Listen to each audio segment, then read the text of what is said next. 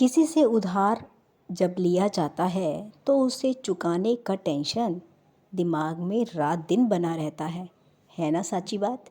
तो लेकिन ये मुल्ला नसीरुद्दीन जी बड़े अजीब ही शख्स थे। उधार लेने के बाद भी सीना चौड़ा करके घूम रहे थे और उन्होंने अपनी हाजिर जवाबी और बुद्धिमानी से अपने कर्ज को माफ़ भी करा लिया। कैसे? ये तो आपको कहानी सुननी पड़ेगी निधि स्टोरी बॉक्स में। चलिए शुरू करते हैं। मुल्ला नसीरुद्दीन की कहानियाँ आपने सुनी होंगी, आपने पढ़ी भी ज़रूर होंगी। उनके किस्से बहुत ही मज़ेदार हैं। हुआ कुछ ऐसे कि एक बार जनाब 1000 दिनार लेकर बैठ गए। समय जो तय था कि चुकाना है उनको उधार, पर वो नहीं चुका पाए। अब दूसरा व्यक्ति गुस्से में बादशाह के पास जा पहुंचा और कर दी मुल्ला नसीरुद्दीन जी की शिकायत। अब बादशाह ने नसीरुद्दीन को दरबार में बुलाया। नसीरुद्दीन भी बिंदास बिना किसी टेंशन के दरबार में हाजिर हो गए।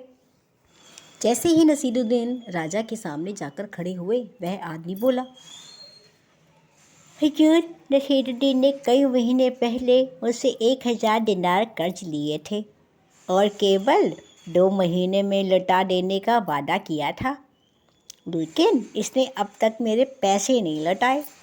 अब मेरी आपसे प्रार्थना है, बिना किसी देरी के मुझे मेरे पैसे वापस दिलाए जाएं। यह सुनने के बाद नसीरुद्दीन ने कहा, बादशाह सलामत, मैंने इनसे पैसे लिए थे, यह बात मैं मानता हूँ। मैं आपको यह बात भी बताना चाहता हूँ कि मैं इनके पूरे पैसे लौटाने का इरादा रखता हूँ।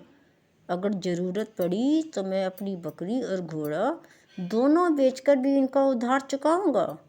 तब वह आदमी तमक कर बोला, महाराज ये झूठ बोल रहा है। इसके पास ना तो बकरी है न घोड़ा, इसके पास तो खाने तक का कुछ नहीं है, ना ही कोई फूटी कौड़ी है। यह सुनते ही मुल्ला नसीरुद्दीन बोले, जापनाह, जब इनको पता है कि मेरी हालत इतनी ख़राब है तो भला मैं इनका कर्ज जल्दी कैसे चुका सकता हूँ, जब मेरे पास खाने तक को नहीं है। तो आप ही बताइए, उधार कहाँ से चुकाऊँगा।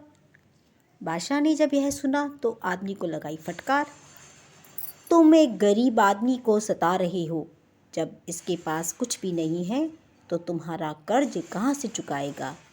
तुम में जरा भी दया है या नहीं? तुम्हें तो उल्टा इसकी मदद करनी चाहिए।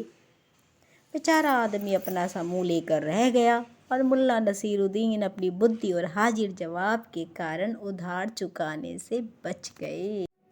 ऐसी ही मज़ेदार रोचक कहानियाँ सुनने के लिए निधि स्टोरी बॉक्स को सब्सक्राइब कीजिए, लाइक कीजिए, कमेंट्स कीजिए। उसमें पैसे नहीं लगते हैं और इससे भी ज़रूरी है कि अपना ख्याल रखना बिल्कुल भी ना भूलें।